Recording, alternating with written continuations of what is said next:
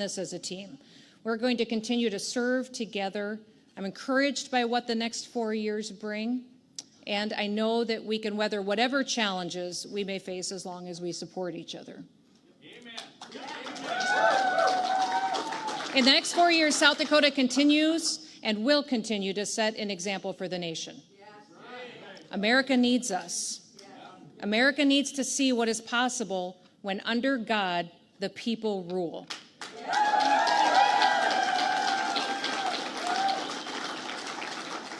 Tonight, the people of this amazing state have elected me to serve you as for another 4 years. And here's how I plan to continue setting that example for the nation. We're going to remember that the solution to our challenges lies in less government, not more. We're going to recognize that strong families are the key to strong communities. We have to realize that taxpayer dollars are not our own, that they belong to the people. And this next legislative session, my number one priority will be returning $100 million of tax cuts to the South Dakota people, which is the largest tax cut in our history. Let's cut the sales tax on groceries. The fact is, we can afford to do it. Just this last week, we learned that we already brought in $80 million more in taxes this year than we had predicted. Wow. We have the money. It isn't our money. It's the people's. So let's give it back to them and help them fight off this crazy inflation that we're facing in Washington, D.C. We're going to strengthen families by creating opportunities for paid family leave for our private citizens. We will grow child care opportunities in our state by tackling regulations that get in the way of caring for our kids. And we're going to create an opportunity for child care workers to get benefits for their employment too. We're going to strengthen our laws to make sure that no foreign country improperly controls our food supply or our farmland. Yeah. And we're going to strengthen our workforce by making it easier to get a job if you move here. We will continue to defend integrity in our elections as well. We're going to continue to grow South Dakota, and we'll continue to advance our freedoms. But I don't want South Dakota just to be an example of freedom. I want us to be an example of respect.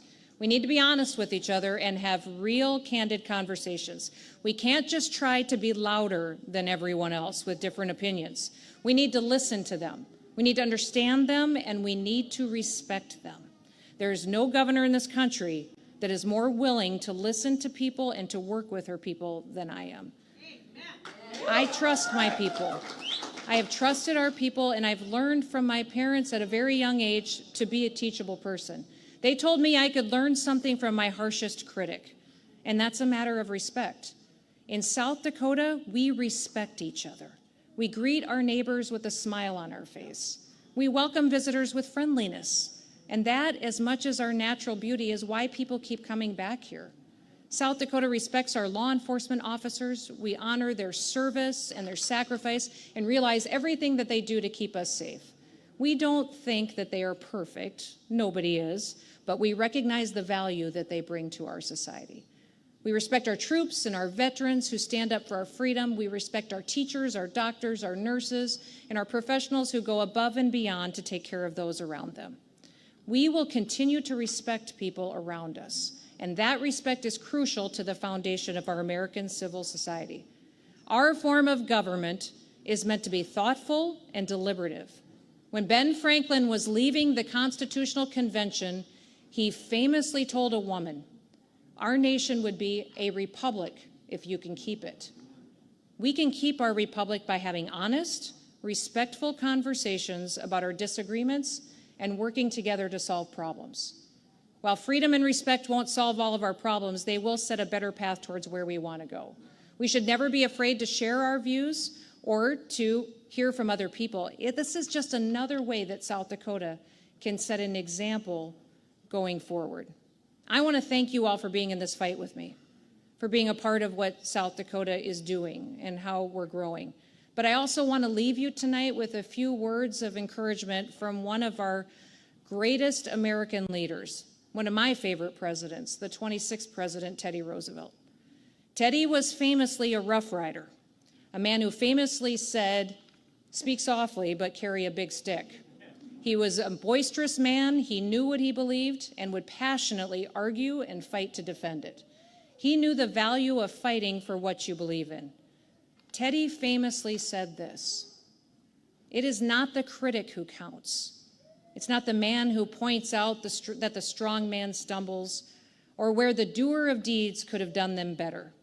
The credit belongs to the man in the arena, whose face is marred by dust and sweat and blood, who strives valiantly, though errs, who comes up short again and again, because there is no effort without error and shortcoming, but who does actually strive to do the deeds, who knows great enthusiasms, the great devotions, who spends himself in a worthy cause, who at the best knows that in the end the triumph of high achievement, or who at the worst, if he fails, at least fails while daring greatly, so that his place should never be with those cold and timid souls who neither knew victory nor defeat." Thank you all for being in the arena with me. Because of your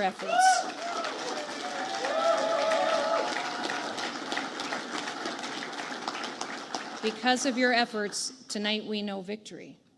But I do want to take a moment to thank my opponent, who wasn't victorious tonight, but who did call me right before I took the stage.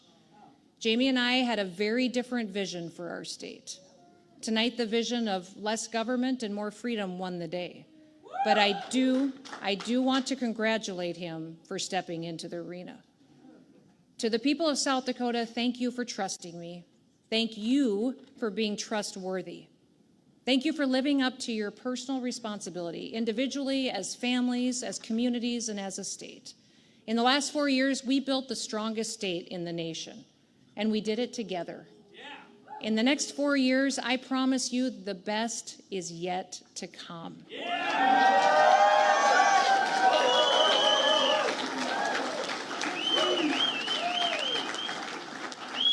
And the hard work starts tomorrow. God bless you. Thank you so much, and may God bless the great state of South Dakota. Have a wonderful evening.